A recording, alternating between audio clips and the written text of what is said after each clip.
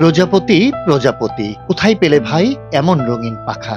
আজকের এই প্রজাপতি মেলার উদ্বোধন ঘোষণা করছি। প্রজাপতির রঙে যেন আজ সেজেছিল জাহাঙ্গীরনগর বিশ্ববিদ্যালয়ের দর্শনার্থীরা।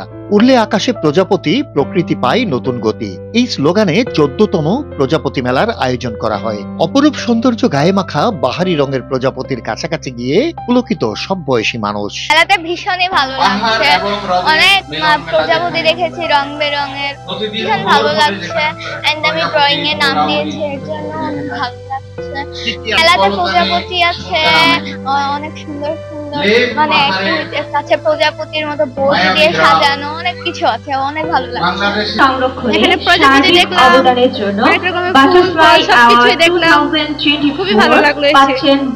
প্রজাপতি সংরক্ষণ ও গণসচেতনতা বৃদ্ধির লক্ষ্যে প্রতি বছরই প্রাণীবিদ্যা বিভাগের কীটতত্ত্ব শাখার আয়োজনে ভিন্নধর্মী মেলা বসে একদিনের জন্য, যেখানে প্রজাপতির হাট, বাহারি স্টল, পাপেট শো, র্যালি, শিশুদের চিত্রাঙ্কন প্রতিযোগিতা, ঘুড়ি উড়ানো সহ দর্শনার্থীদের জন্য থাকে নানা আয়োজন। এই একটি দিন যেন প্রকৃতির প্রেমে আর প্রজাপতির রঙে মন পাখা মেলে যায়। আর মেয়ের হওয়ার পর প্রত্যেক বছরই প্রজাপতি মেলায় আসা হয়, খুব সুন্দর একটা অনুভূতি। ওরা সামনে থেকে প্রজাপতি ধরতে পারে, ছুঁতে পারে, এই অনুভূতি আসলে ভাষায় প্রকাশ করার মতো না। খুব সুন্দর আয়োজন, আমরা চাই এই আয়োজন প্রতি বছরই হোক এবং আমরা যেন প্রতি বছরই আসতে পারি। প্রকৃতি সম্পর্কে অনেক ভালো অভিজ্ঞতা হবে। প্রকৃতিতে যে কি সুন্দর আবহাওয়া আছে সেই বিষয়টা ওরা ভালোভাবে বুঝতে পারবে এবং প্রকৃতির প্রতি ভালোবাসাটা জন্মাবে ওদের।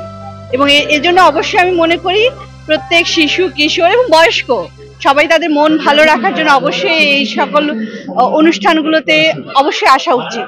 আয়োজকরা মনে করেন প্রকৃতি রক্ষা ও জলবায়ু মোকাবেলা করতে টিকিয়ে রাখতে হবে এই প্রজাপতিকে। তাই গণসচেতনতা তৈরিতে এই প্রজাপতি মেলা অনন্য ভূমিকা রেখে চলেছে। এছাড়াও প্রজাপতি রক্ষার অবদানের জন্য সম্মাননা প্রদান করা হয় বিভিন্ন সংগঠন, ব্যক্তি, শিক্ষক ও সাংবাদিকদের। জাহাঙ্গীরনগর বিশ্ববিদ্যালয়ের সংবাদকর্মীদের যে বিভিন্ন ক্যাটাগরি থাকে, প্রজাপতি নিয়ে অনেক তথ্যবহুল যে নিউজ হয়, যার নিউজ সবচেয়ে ভালো সেটা তারা একটা কোয়ালিটি করে তাদেরকে পুরস্কারের যে প্রতিযোগিতা, সাংবাদিক হিসেবে তখন পত্রিকা বলেন, টেলিভিশন বলেন বা অনলাইন পোর্টাল বলেন, ক্যাটাগরি করে সেই তাদের জন্য পুরস্কারের ব্যবস্থা থাকে।